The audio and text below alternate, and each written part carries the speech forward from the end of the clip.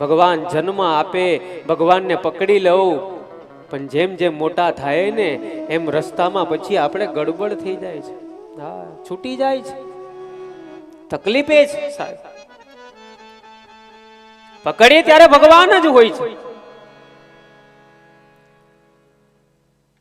પણ ઘણું બધું ભગવાન આપી દે ને પછી ભગવાનને ભૂલી જાય.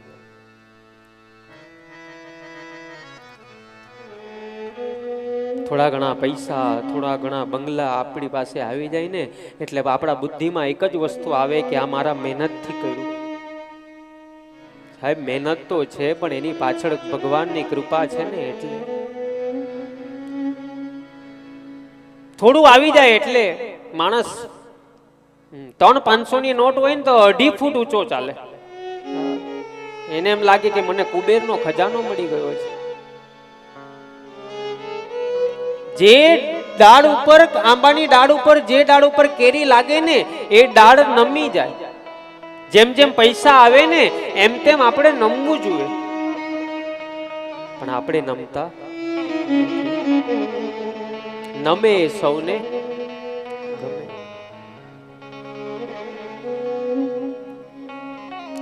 ત્રીજા દિવસે કથામાં વાત કરીને સામાન્ય વિવેક. આપણાથી વડીલો કોઈ આવે તો આપણે એને આપણે આસન આપી દઈએ, એને આપણે ચરણ સ્પર્શ કરીએ.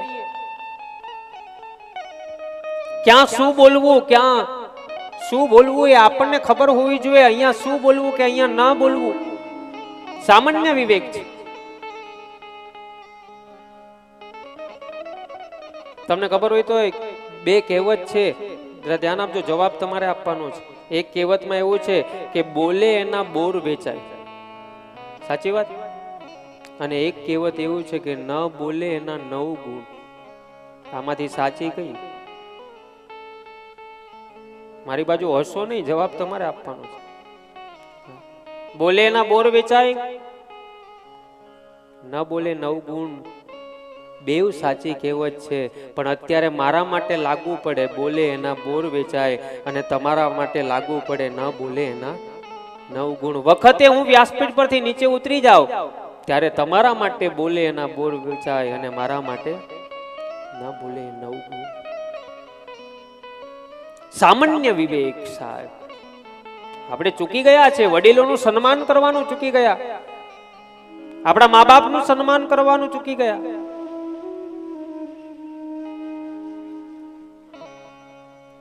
કૃષ્ણ ભગવાન, માતાજી, તમે જે સદગુરુને માનતા હોય એ ત્યારે જ રાજી થશે કે જ્યારે આપણે આપણા ઘરના વડીલોને સાચવશું. તો આમ તો આ દુનિયામાં જે વૃદ્ધાશ્રમ ચલાવે છે ને એને મારા બહુ ધન્યવાદ છે, એને હું ધન્યવાદ આપું.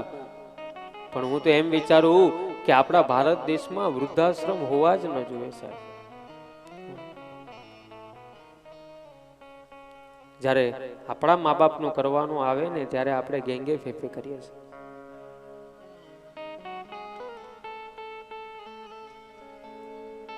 અત્યારે તો જમાનો સાહેબ બદલાઈ ગયો. સાસુ સસરાનો ફોન આવે ને કે મૂવી જોવા જવાનું છે જમાય, તો એ લીંબોડી તરત જાય. પણ એમ કહે ને કે મારા બાપુજીની ચશ્માની ફ્રેમ તૂટી ગઈ તો સમય ન હોય.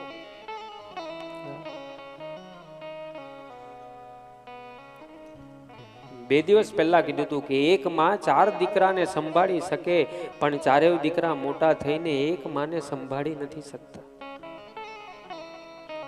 અને પાછા આપણે કહેવાય ઉજળા નહીં સાહેબ.